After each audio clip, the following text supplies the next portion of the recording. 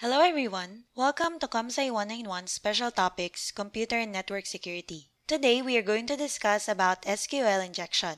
At the end of this session, you should be able to discuss the basic SQL statements, define SQL injection attack, and apply SQL statements to launch injection attacks. Before we understand SQL injection, we should have a basic knowledge about SQL. SQL, or Standard Query Language, is a standard language for accessing and manipulating databases. There are many available SQL database management systems, but for our discussion, we will use MySQL or MySQL. It's the most popular open source SQL DBMS and is developed, distributed, and supported by Oracle. Now let's discuss some of the basic SQL statements. To log in to MySQL, we use the syntax MySQL-U, the name of the user, and -p for the password option. Let's have an example. Please open your seedVM terminal and let's log in to the root account with the password seedubuntu. Once you're logged in, you will see a welcome message and a MySQL > prompt indicating that we are now in the MySQL shell. To list the existing databases, we use the show databases statement. Note that SQL commands are not case sensitive, but we capitalize them to separate them from the non-commands in lowercase. You will see it more in the other examples that we will discuss. To create our own database, we use the statement create database, then the database name. Don't forget the semicolon at the end. Let's create the database DB test. If you use the show databases command, you should see the DB test we created. To use a database, we use the statement use, then the database name. To create a table in the database, we use the statement create table, the table name, then enclose in the parentheses the attributes or columns of the table. In our example, we created a table with 6 columns where the ID is the primary key. For each column, we define its name, data type, and some other column information if there's any. Again, don't forget the semicolon at the end of the statement. To view the structure of the table, we can use the statement describe, the table name, and then semicolon. For example, we forgot the columns and the column details of employee. We can use the describe statement. To insert a row in our table, we use the insert statement. We use the keywords insert into followed by the table name. You can also specify the columns that you will supply the value. Just make sure that it's separated by comma and enclosed in a pair of parentheses. Then the keyword values followed by a pair of parentheses containing the values. In our example, we added a row in the employee table, but we only supplied the values for name, EID, password, salary, and SSN. Note that the order of values are matched with the order of the columns specified.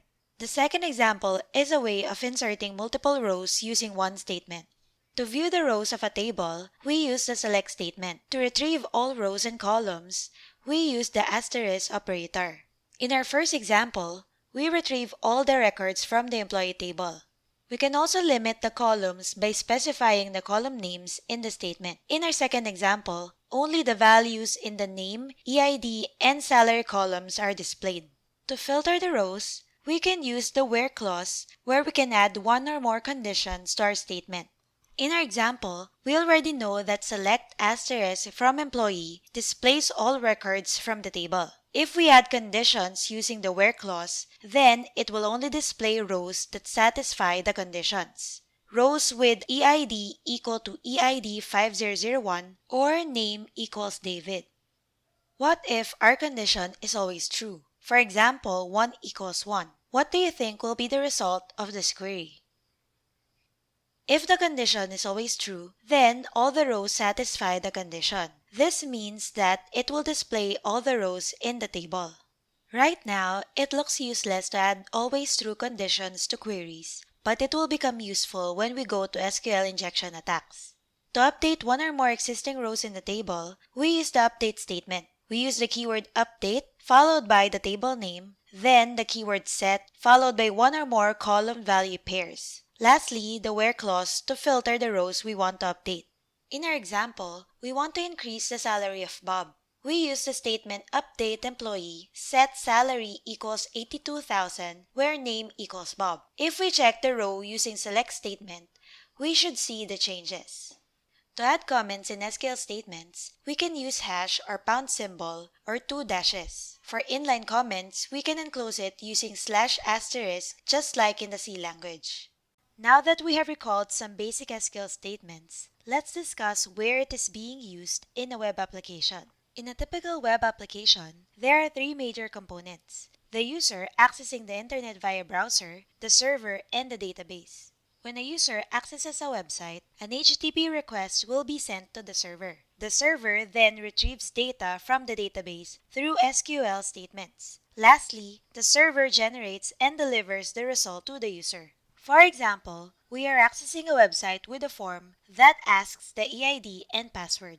When the submit button is clicked, it will redirect to getData.php. Since in our example we use the GET request, the values inputted by the user are also included in the resulting URL. From the GET request, it will be processed in the getData.php where it contains an SQL statement or query. Let's say we guess that the query retrieves the name, salary, and SSN of an employee with a certain EID and password. So everything provided by the user will become part of the SQL statement.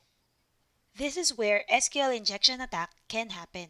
SQL injection is an attack in which the SQL code is inserted or appended into the application or user input parameters that are later passed to a backend SQL server for parsing and execution. In the assumed query, since the user provides the input in the blanks, we can use it to manipulate the SQL statement. For example, if we try this input in the EID field and any value in the password field, this is what the query will look like.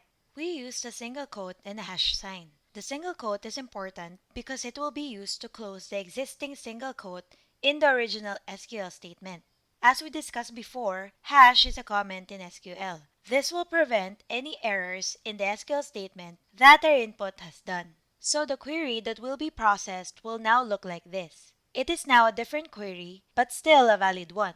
That statement will now return the name, salary, and SSN of the employee whose EID is equal to EID 5002 even though we do not know the employee's password. Now, what if we want to get all employee records? What input can we use? Remember the always true condition we used in our SQL basics discussion? We can use it to get all the employee records. In our input, we put the character a single quote to close the pair with the existing one in the original SQL statement, then we connect the 1 equals 1 condition with OR. Lastly, we add hash for the comment.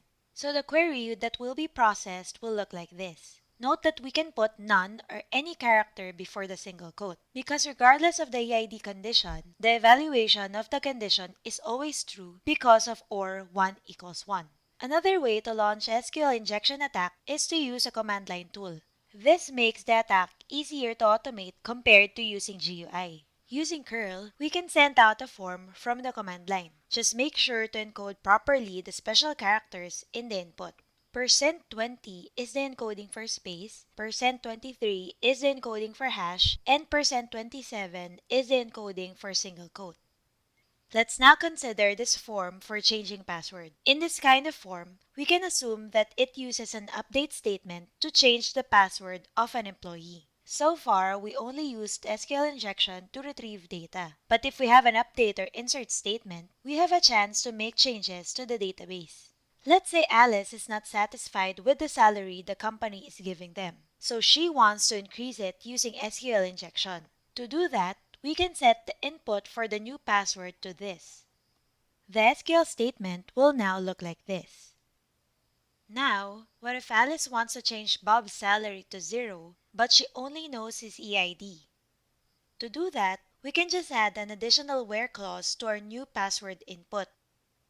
A more serious damage a database can incur is when we can append new SQL statements to the original statement.